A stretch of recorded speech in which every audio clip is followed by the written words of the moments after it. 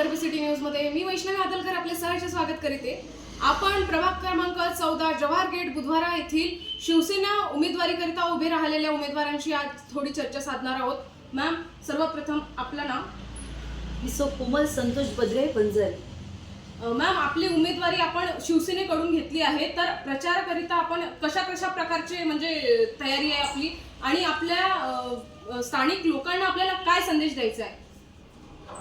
प्रचारासाठी जी मेहनत लागते ती मेहनत आपली करणं सुरूच आहे, डोर टू डोर जाणं। कारण हे जे इलेक्शन आहे नगर सेवकाचं किंवा महानगरपालिकेचं, हे इतकं इझी इलेक्शन राहत नाही, हे खूप हार्ड इलेक्शन राहतं। कारण इथे डोर टू डोर जेव्हा आपण लोकांना जाऊन भेटतो फेस टू फेस, त्यावेळेला तो व्यक्ती आपल्याला ओळखतो। त्याच्याशिवाय म्हणजे आमदार खासदाराचं इलेक्शन कसं सिटीत फिरलं बाहेरच्या बाहेर कार्यकर्ते खाली काम करतात असं नसतं, हे कार्यकर्त्यांचं इलेक्शन म्हणजे भरपूर टफ असतं। आणि स्थानिक लोकांना माझं एकच आव्हान आहे की स्थानिक उमेदवारांना निवडा।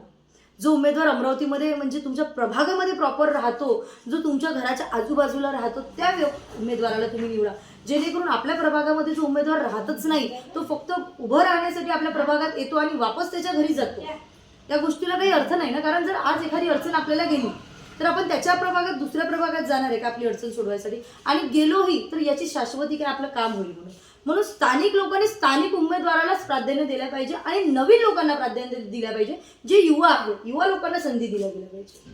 मग आपल्याला काय वाटते, आपला प्रभाग आहे त्या प्रभागामधील मुख्य ज्या अव्यवस्था आहेत त्या काय आहेत आणि आपण त्याचं निवारण कशा प्रकारे करायला पाहिजे? मुख्य ज्या अव्यवस्था आहे इथल्या त्या म्हणजे सर्वसामान्यांच्या दृष्टिकोनातून कचरा, नाली आणि रस्ते याच असतील। परंतु याच्या व्यतिरिक्त माझ्या नजरेत ज्या मुख्य अवस्था आहे, आज आमच्या प्रभाग क्रमांक 14 मधला गेटच्या अंदरचा भाग म्हणजे सफीलच्या अंदरचा भाग जो आम्ही म्हणतो, तो भाग पूर्णतः जुन्या अमरावतीचा भाग आहे, ऐतिहासिक भाग आहे।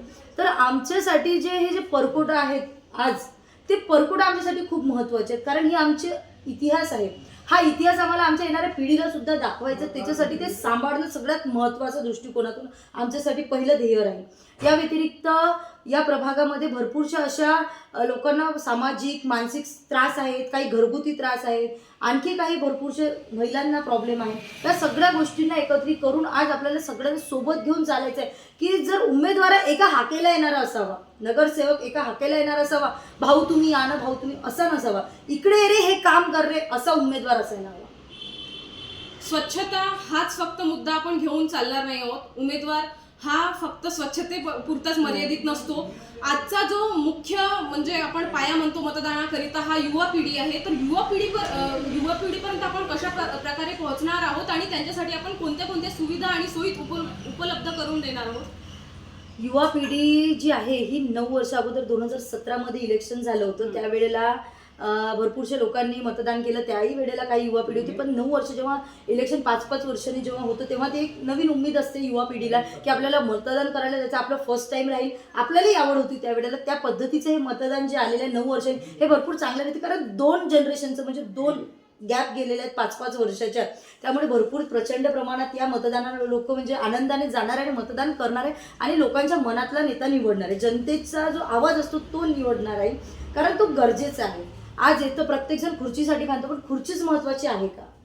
खुर्ची महत्त्वाची नाही। आज जर खुर्ची महत्त्वाची असती तर एकनाथ शिंदे साहेबांनी मुख्यमंत्र्याची जी खुर्ची त्यांच्याजवळ पहिली होती 2.5 वर्षाच्या कारकिर्दीमध्ये, ती खुर्ची परत पकडून ठेवली असती। परंतु त्यांना जनतेशी कनेक्ट राहायचं आणि जनतेचं काम करायचंय। आज जेव्हा सत्तेमध्ये एकनाथजी शिंदे साहेब होते, 2.5 वर्ष मुख्यमंत्री म्हणून होते, त्यावेळेसच सर्व अंमलबजावण्या झालेल्या आहेत योजनांचे। आज कोणत्याच योजनांची अंमलबजावणी झाली नाही। सगळ्यात लाडकी बहीण योजना ही त्यांची प्रचलित झालेली आहे, ज्या लाडक्या बहीण योजनेवर 233 आमदार खासदार महायुतीचे बसलेले आहेत। ते फक्त एकनाथजी शिंदे साहेबांचं एक ध्येय होतं आणि त्यांच्यामुळे झालेले आहेत। आज जे मुख्यमंत्री आहेत त्यांनी कोणत्याच अंमलबजावणीत योजना आणलेल्या नाही आहेत किंवा कोणत्या योजना सुरू केलेल्या नाही आहेत। मग जर अशा पद्धतीने जर आपण काम केलं तर लोकांना ज्या गरजा आहेत त्या कधीच पूर्ण होणार नाही। स्वच्छता हा मुद्दा जो आहे हा अतिशय महत्त्वाचा आहे। कारण स्वच्छता आली तर आरोग्य येईल, आरोग्य आलं की जीवन मरणाचा प्रश्न येईल। पण स्वच्छता हा मुद्दा महत्त्वाचा आहेच, परंतु जास्त प्रमाणात जर महत्त्वाचा मुद्दा आहे तर आज येणाऱ्या आपल्या युवा पिढीला काहीतरी नवीन शिक्षण देण्याचा। आज आपण अमरावतीचं जे वातावरण बघतोय की मर्डर आपल्या अमरावतीत किती होतात आणि किती प्रमाणात होत आहे, आपली युवा पिढी ह्या नशेच्या आहारी जाते, मग याला कुठेतरी थांबवावं लागेल. हे थांबवायसाठी एखादा युवा जर 10 युवांना प्रेरणा देत असेल तर तो महत्त्वाचा ठरेल. किंवा ज्यांना खुर्चीची गरज आहे तोच व्यक्ती जर परत समोर उभा राहील तर त्या गोष्टीला अर्थ राहणार नाही. तर तुम्ही म्हणत आहात की आरोग्य आणि शिक्षण हे खूप महत्वाचं आहे, तर आपण या गोष्टीकरिता काही केलेलं आहे की उमेदवारी नंतरच करणार आहात? आपण या गोष्टीकरिता माझ्या आरोग्यासाठी आरोग्य शिबिर याआधी आम्ही घेतलेले आहे. आणि जे शाळांचं असते आम्ही शाळांमध्ये नेहमी व्हिजिट करत असतो.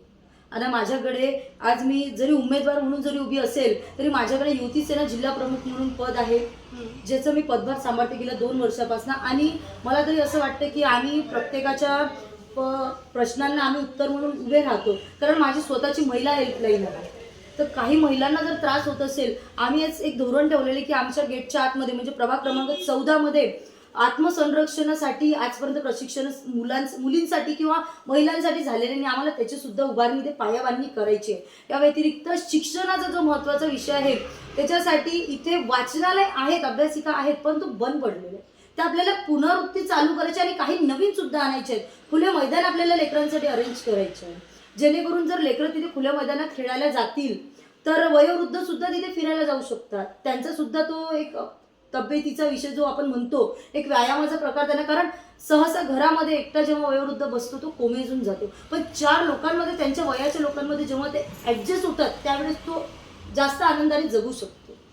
आजचा जो मोठा युवा वर्ग आहे तो बेरोजगार आहे असं आपण मानलं जातो, तर त्यांच्या रोजगारासाठी आपण कोणत्या कोणत्या सोयीसुविधा उपलब्ध करून देणार आहात? या अगोदर ज्या योजना आलेल्या आहेत किंवा ज्या नोकऱ्या आलेल्या आहेत त्यामध्ये आपण जर बघितलं असेल तर बाहेरचे लोक आपल्या अमरावतीमध्ये जॉबवर लावलेले आहेत, जे कारखाने असतील, जे XYZ असतील.